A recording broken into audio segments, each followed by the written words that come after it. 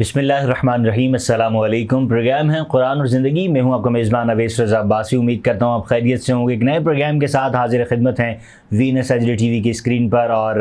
नाज़रीन किराम, ये प्रोग्राम जब लेकर हम आपके लिए हाजिर होते हैं, इस प्रोग्राम में एक मौजू होता है, उस मौजू पर हम आपसे गुफ्तगू करते हैं, हम कलाम होते हैं। मगर हमारे प्रोग्राम की ख़ासियत है, वो ख़ासियत क्या है? हमारे प्रोग्राम की ख़ासियत ये है कि हमारे प्रोग्राम में एक आलिम साहब मौजूद होते हैं, अल्लामा साहब मौजूद होते हैं, जिनसे हम गुफ्तगू करते हैं। और वो जो मौजू हमारा होता है वो अल्लामा साहब की खिदमत में हम पेश करते हैं। अल्लामा साहब उस पर हमारी रहनुमाई करते हैं। जो सवालात हमारे पास मौजूद होते हैं वो हम उनको अर्ज़ करते हैं और वो उस पर हमारी रहनुमाई करते चले जाते हैं। और फिर हमारे प्रोग्राम का इख्तिताम हो जाता है, वक्त ख़त्म हो जाता है। यकीन मानिए वो सवालात ख़त्म नहीं होते और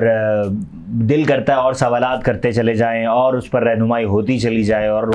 रहनुमाई होती चली जाए। मगर क्या करें कि वक्त का जो किल्लत होती है वो हमें इस चीज़ की इजाज़त नहीं देती। मगर आज जो हम एक मौजू लेकर आए हैं वो थोड़ा सा हमने नॉर्मल अपने प्रोग्राम के जो मौजूआत शुरू में हमने रखे हैं उनसे थोड़ा सा हटके है। आज का मौजू है हमारा ताबूत सकीना के हवाले से। ताबूत सकीना क्या है और इसके हवाले से कुरान पाक में क्या इरशाद हुआ, इसके हवाले से क्या फ़रामीन है और ये है क्या। दरअसल ताबूत जो है वो किसी भी यूँ कह लें आम उर्फ़ी अवामी ज़बान में ताबूत कहते हैं डब्बे को, एक डब्बा होता है। मगर ये ताबूत सकीना, इसका कुरान पाक में ज़िक्र है। कुरान पाक में ज़िक्र है तो ये क्यों है, क्या है, किस वजह से है, कहाँ पर उतरा, कहाँ नहीं उतरा, क्या वजूहात हैं, तमाम चीज़ें आज हम डिस्कस करेंगे इस हवाले से अल्लामा साहब से। अल्लामा साहब को खुशामदीद कहते हैं। अस्सलामु अलैकुम वरहमतुल्लाहि वबरकातुहू। वालेकुम अस्सलाम वरहमतुल्लाहि। माशाअल्लाह ज़बरदस्त। नाज़रीन किराम, हमारे साथ मौजूद हैं अल्लामा मोहम्मद ज़ैन साहब। अल्लामा साहब, ताबूत सकीना के हवाले से आज हमारा मौजू है। तो यकीन मानिए कि ये ऐसा मौजू है कि कुरान पाक के हवाले से इंसान अगर कोशिश करता रहे, पढ़ता रहे, तो इंसान को बहुत सारी चीज़ें कुरान पाक में से नई नई चीज़ें मिलती रहती हैं और वो सीखता चला जाता है। तो ये ताबूत सकीना एक ऐसा मौजू है जिस पर बहुत सारी आवाम जो है वो इससे नाबलद है, उनको बिल्कुल भी नहीं पता। जिन्होंने तफासीर पढ़ी हैं, जिन्होंने यूँ कह लें तर्जमा पढ़ा है, उनको पता है, या कुछ उलमा से जिन्होंने सुना है। अदरवाइज़ अवामी जो हमारे यूँ कह लें उर्फ़ आम में नहीं पता ताबूत सकीना की हिस्ट्री क्या है, क्या नहीं है। तो प्लीज़ आप इस हवाले से रहनुमाई फरमाएँ कि ताबूत सकीना है क्या दरअसल। अल्हम्दुलिल्लाहि रब्बिल आलमीन वस्सलातु वस्सलामु अला खातमिन नबिय्यीन अम्मा बाद फ़अऊज़ु बिल्लाहि मिनश शैतानिर रजीम बिस्मिल्लाहिर रहमानिर रहीम। कुरान मजीद में अल्लाह रब्बुल इज़्ज़त ने ताबूत सकीना के हवाले से आयत मुबारका में इरशाद फरमाया, जिसका एक जुज़ है, फ़ीही सकीनतुम मिर रब्बिकुम व बक़िय्यतुम मिम्मा तरक आलु मूसा व आलु हारून तहमिलुहुल मलाइका। अल्लाह करीम इरशाद फरमाता है कि उस ताबूत में सुकून है, इत्मीनान है। फरमाया कि और बक़िय्यतुम मिम्मा तरक आलु मूसा, तुम्हारे रब की तरफ से सुकून है, इत्मीनान है और उसमें बाक़ियात हैं। किन की बाक़ियात हैं? फरमाया कि जो आले मूसा और आले हारून की जो है वो उसके अंदर बाक़ियात मौजूद हैं। अब ये ताबूत सकीना है क्या? अगर हम इसकी तफसीर में जाते हैं, आयत मुबारका के अंदर तो फ़कत इतना सा ही ज़िक्र है, लेकिन तफासीर के अंदर उलमाए तफासीर ने, जो मुफस्सिरीन किराम हैं, उन्होंने जो है वो इसकी वजाहत की है। फ़रमाया कि हज़रत आदम अलैहिस्सलाम को अल्लाह करीम ने यह ताबूत अता फ़रमाया था और उस ताबूत के अंदर तफसीर के अंदर ये मौजूद है कि तमाम अंबिया की तस्वीर मौजूद थी। और वो तस्वीरें जो हैं वो किसी इंसान की बनाई हुई नहीं थी, बल्कि अल्लाह रब्बुल इज़्ज़त की तरफ से वो तस्वीर आई थी। और उसके अंदर आप अलैहिस्सलाम की तस्वीर भी मौजूद थी। और आप अलैहिस्सलाम की एक तस्वीर बहालत क़याम, नमाज की हालत में जो है वो आप अलैहिस्सलाम की एक तस्वीर वो भी मौजूद थी। और उसके अंदर आप अलैहिस्सलाम के अलावा हज़रत मूसा अलैहिस्सलाम और हज़रत हारून अलैहिस्सलाम,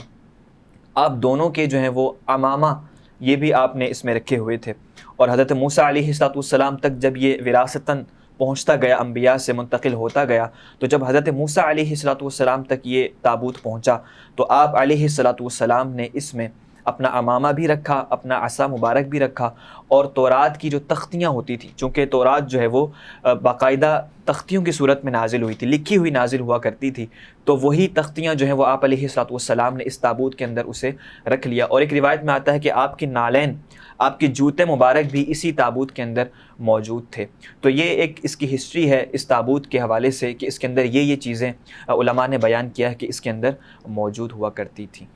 माशाअल्लाह। नाज़रीन किराम, ताबूत सकीना के हवाले से मालूमात आपने सुनी। ताबूत सकीना दरअसल है क्या और इसमें क्या क्या चीज़ें मौजूद हैं। اب ایک سوال ہے علامہ صاحب،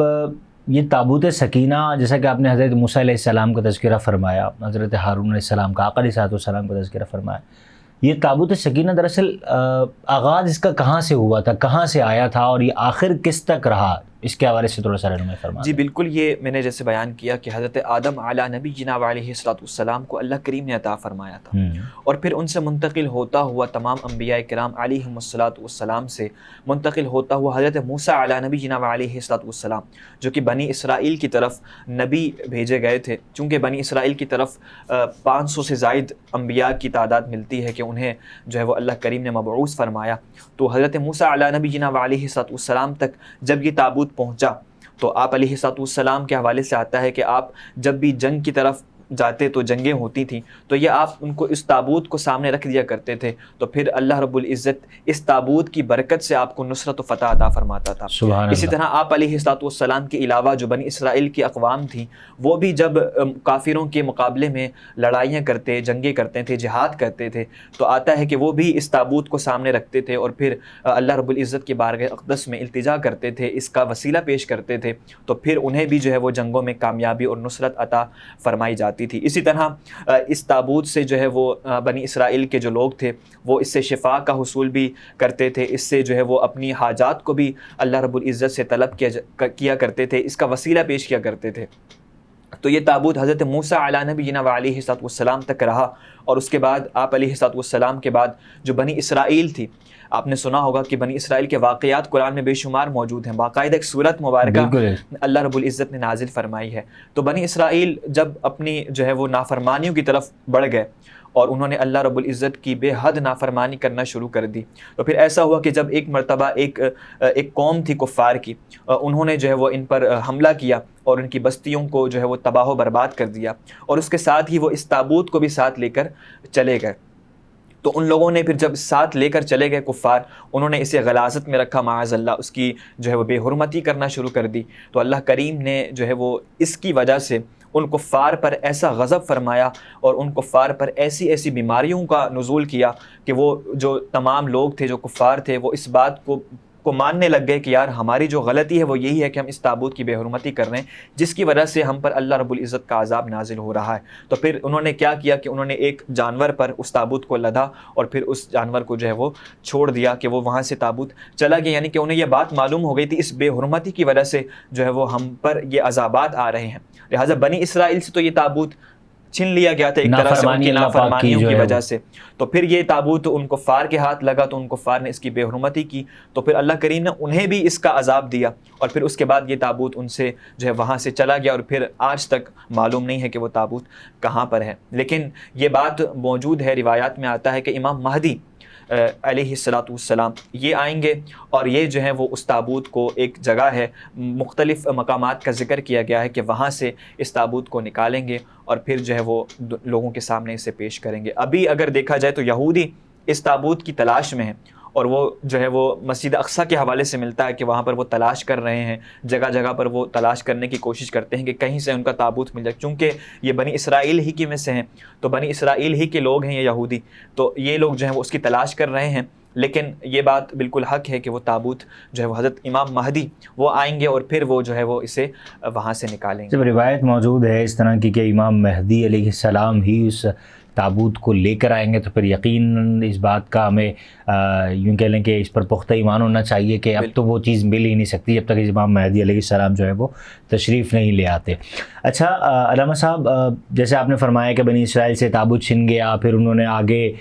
جو قوم تھی انہوں نے اس کی نافرمانی کی، اس کے حوالے سے کافی اللہ پاک نے ان پر غضب فرمایا، وہ تابوت ان سے چلا گیا۔ اس سے ایک بات تو یہ بھی صادق آتی ہے، آپ جب فرما رہے تھے میں سوچ رہا تھا یہ چیز کہ وہ آپ نے فرمایا کہ وہ دعائیں کرتے تھے، اس سے ایک چیز یہ ثابت آ گئی کہ وسیلہ تلاش کرنا، کہ اللہ تبارک و تعالیٰ کی بارگاہ میں نیک چیزوں کا وسیلہ دینا، بزرگوں کا وسیلہ دینا، بزرگوں سے منسلک جو اشیاء ہیں ان کا وسیلہ دینا، تو اللہ پاک جو ہے وہ قبول فرماتا ہے۔ اس کے حوالے سے کوئی وسیلے کے حوالے سے بھی کچھ آپ ارشاد فرما دیں، کیونکہ آج کل جو ہم یہ مطلب ایک چیز قائم ہوتی ہے جناب، کسی کے حوالے سے ہم بولتے ہیں، ہم اپنے والدین کے حوالے سے بھی کہ یا اللہ ہمارے والدین کے صدقے ہماری مغفرت کر دے، تو یہ چیز ایک ذہن کے اندر ایک خیال آتا ہے، تو اس کے حوالے سے کچھ رہنمائی فرما دیں آپ۔ جی بالکل، اس تابوت کے اندر جو اشیاء موجود تھیں، اگر ہم اس کے حوالے سے بات کریں تو اس میں نے جیسے عرض کیا کہ اس میں تورات کی تختیاں بھی موجود تھیں ایک تابوت کے اندر، انبیاء کی تصاویر موجود تھیں، تو وہیں پر نالین جو حضرت موسیٰ علیہ نبینا علیہ السلام کے تھے وہ بھی اسی میں رکھے ہوئے تھے، آپ کا امامہ بھی اسی کے اندر موجود تھا. تو یعنی کہ تورات بھی وہاں پر موجود تھی کہ جو ایک آسمانی کتاب ہے، تو اس سے جہاں پر ان کے نالین بھی موجود ہیں وہیں پر تورات کی تختیاں بھی موجود ہیں. تو یہ بات بھی واضح ہوئی کہ حضور علیہ السلام کی نالین تو کجا، دیگر انبیاء علیہم السلام کی نالین اقدس ان کی بھی کیا شان ہے کہ وہ تورات کے ساتھ رکھی ہوئی ہیں، وہاں پر تو کسی کو بے ادبی کا خیال بھی نہیں آ سکتا. تو اگر ان تورات کی تختیاں اور دیگر جو وہاں پر نالین تھی، امامہ تھا، دیگر اشیاء تھی، وہ تابوت کے اندر موجود تھیں، اور وہاں پر جو ہے وہ اس کی وجہ سے اللہ کریم ان لوگوں کی جو ان سے حاجات طلب کرتے تھے، طلب اللہ ہی سے کرتے تھے، لیکن وسیلہ اس بابرکت ایک ڈبے کو، ایک باکس کو، ایک تابوت کو بناتے تھے، لیکن مانگتے اللہ ہی سے تھے. تو یہ بات سمجھ میں آ جاتی ہے بالکل کہ یہ واقعہ بھی قرآنی واقعہ ہے، اس کی بالکل ایک ہسٹری ہے. تو یہ بات سمجھ میں آتی ہے کہ اللہ رب العزت جو ہے وہ بعض اوقات کسی چیز کے سبب سے ہماری دعا کو، ہماری حاجت کو پورا فرما دیتا ہے. تو یہاں سے بات بھی بالکل واضح ہوئی کہ ان اشیاء کی سبب سے، اس کے وسیلے کے ذریعے سے اللہ کریم نے جو ہے وہ ان کی دعاؤں کو قبول کیا، ان کی حاجات کو قبول کیا، یہاں تک کہ انہیں جنگوں کے اندر، ان کے جہاد کے اندر اللہ کریم نے انہیں نصرت و فتح، ان کا کامیابی عطا فرمائی. تو یہ بات بالکل واضح ہے کہ اللہ کریم جو ہے وہ اپنے پیاروں کے صدقے، اپنے پیاروں کی پیاری اشیاء کے صدقے بھی جو ہے وہ اللہ کریم بعض اوقات دعاؤں کو قبول فرما لیتا ہے، حاجات کو قبول فرما لیتا ہے. اس میں کوئی دو رائے نہیں ہے، بالکل واضح سی بات ہے. اس کا منکر جو ہے وہ بالکل ماشاءاللہ سیدھی سی بات ہے کہ وہ مطلب سمپل سی بات یہ ہے کہ فیض ملتا ہے، بالکل فیض ملتا ہے. اللہ پاک اپنے نیک بندوں سے بڑی محبت فرماتا ہے، اور جب وہ اپنے نیک بندوں سے محبت فرماتا ہے تو وہ کیسے چاہے گا کہ اس کا بندہ، اس کا ایک عام سا بندہ، گناہ گار بندہ اس کے کسی نیک بندے سے محبت کرے، اور جس سے وہ خود محبت کرتا ہے تو وہ اس کو جو ہے کوئی فتح یابی نہ دے، نصرت نہ دے، اس کی کوئی مطلب اگر وہ وسیلہ پیش کرے تو اس کی کوئی مطلب حاجت پوری نہ ہو. اچھا علامہ صاحب، یہ تو بات ہو گئی وسیلے کے حوالے سے، یہ بات ہو گئی فیض حاصل کرنے کے حوالے سے، مگر ادب کا بڑا فقدان جو ہے وہ دکھنے میں آتا ہے آج کے دور میں. جیسا کہ ہم تھوڑا سا یہ دیکھ لیں کہ مزارات، اس دور حاضر میں مزارات ہیں، اللہ پاک کے جو ولی ہیں، مطلب اللہ پاک کے جو بڑے دوست ہیں، اللہ پاک نے ان کو بڑا قرب بخشا، اور اللہ پاک کے نیک بندے آج جگہ جگہ آپ دیکھیں گے مزار قائم ہیں، مرجع خلائق ہیں، لوگ ان کے درباروں پر جاتے ہیں. مگر وہاں پر ادب کا بڑا فقدان ہے کہ وہاں پر ڈھول تاشے جو ہوتے ہیں وہ بج رہے ہوتے ہیں، بڑے بڑے سرکس لگ رہے ہوتے ہیں، اور جناب لوگ ناچ رہے ہوتے ہیں. ادب کے حوالے سے بڑا فقدان ہے، اور بہت ساری چیزیں دیکھنے میں آتی ہیں جس کا ہم یوں کہہ لیں کہ ہم آن ایئر بھی ذکر نہیں کر سکتے، ٹی وی پر نہیں بتا سکتے. تو آپ اس حوالے سے کیا رہنمائی فرمائیں گے کہ ادب کا کیا مقام ہونا چاہیے، کیا نہیں ہونا چاہیے؟ کیونکہ اس دور میں تو میں نے یہ بھی دیکھا ہے، آپ نے بھی دیکھا ہوگا، سوشل میڈیا کا دور ہے کہ حرم شریف میں بھی لوگ جو ہے وہ اس طرح کی حرکات و سکنات کر رہے ہوتے ہیں کہ الامان والحفیظ، کہ بہت سارے لوگ، ہم شاید پچھلے دنوں میں نے سنا کہ پاکستان کے کچھ لوگ یا کسی اور ملک کے انہوں نے پکڑے تھے، وہ وہاں پر جو ہے وہ مطلب یہاں سے ویزے پر گئے، عمرے پر یا کسی پر، وہاں جا کے وہ جو ہے وہ بھیک مانگ رہے ہیں، پیسے مانگ رہے ہیں. تو یہ ایک مطلب اچھی بات نہیں ہے، اور یہ مطلب انسان کو خود کو گلٹی فیل ہونا چاہیے. آپ کیا کہتے ہیں ادب کے حوالے سے؟ بالکل، دیکھیں جہاں تک مزارات کا تعلق ہے، مزارات ہیں اولیاء کے ہیں، انبیاء کے ہیں، صحابہ کرام علیہم رضوان کے ہیں، تو بہت سارے ملکوں کے اندر یہ موجود ہیں. تو خصوصاً جو ہے وہ ہم لوگ آپ علیہ السلام کے روضہ انور کا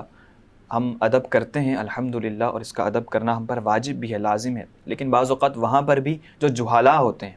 اصل مین پوائنٹ یہ ہے کہ ہم علم دین نہیں سیکھتے. بے شک بہت سارے اگر آپ جن کی بات کر رہے ہیں کہ وہاں پر ڈھول دھماکے ہوتے ہیں یا دھمالیں لگتی ہیں یا اس طرح کی خرافات ہوتی ہیں، تو وہ سارے جہالا ہیں، علماء ان میں نہیں ہیں.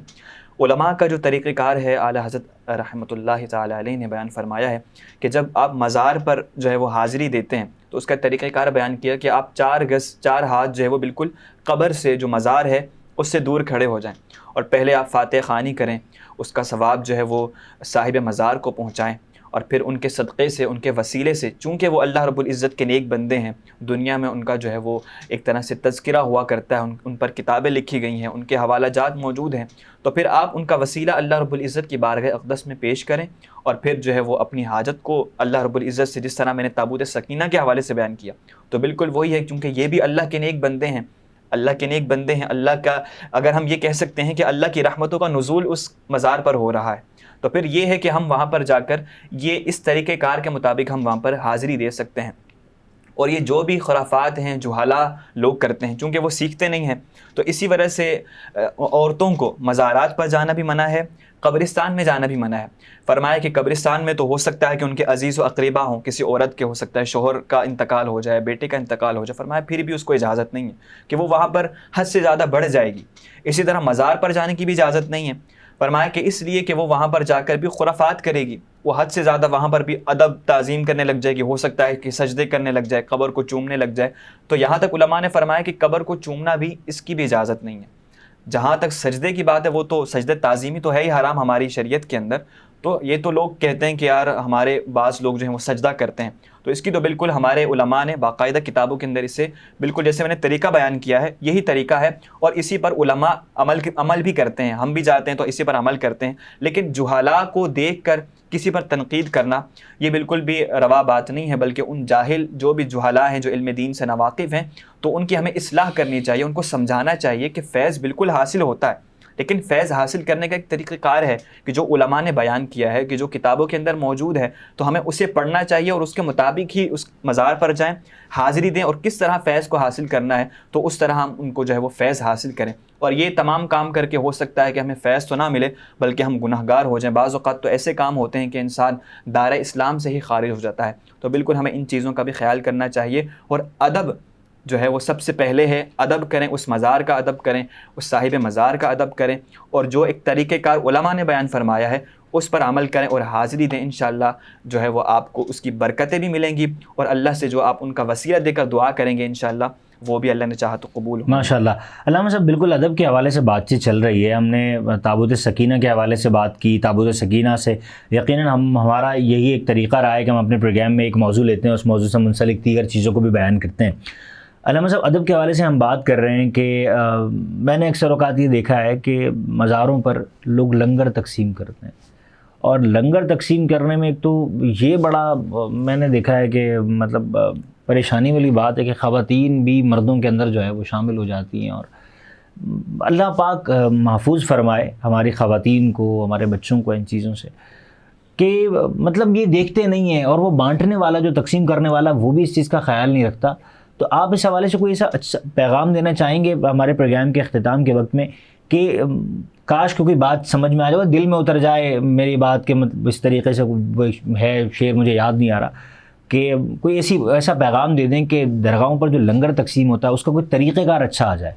لنگر تقسیم کرنا کوئی بری بات نہیں ہے، آپ بھی جانتے ہیں، میں بھی جانتا ہوں کہ اللہ کے نام پر کوئی لنگر تقسیم کرتا ہے، ٹھیک ہے، کچھ لوگ بہت اچھے انداز سے کرتے ہیں، کچھ لائن بنا دیتے ہیں، ایک ایک کو دیتے ہیں، جناب آپ چلتے چلے جائیے، مگر کچھ لوگ جو ہیں وہ بڑا بے ادبی ہو رہی ہوتی ہے، بڑا غلط طریقہ ہوتا ہے، تو آپ اس حوالے سے کیا کہیں گے؟ دیکھیں، بعض مزارات پر جانے کا اتفاق ہوا ہے اور حاضری بھی دی ہے، تو وہاں پر ایک اچھا انتظام ہوتا ہے، باقاعدہ ایک لنگر خانہ ہوتا ہے کہ جہاں پر ایک وقت مقرر ہوتا ہے کہ اس وقت میں یہاں پر جو ہے وہ لنگر تقسیم کیا جائے گا۔ تو وہاں پر بھی اگر میں نے جیسے آپ کو بیان کیا کہ شریعت میں تو عورت کو مزار پہ جانے کی اجازت ہی نہیں ہے، اب وہ لنگر کھائے یہ تو ایک جداگانہ معاملہ ہے، لیکن ہم تو سب سے پہلے اسی چیز کے خلاف ہیں کہ اس کو مزار پہ جانے کی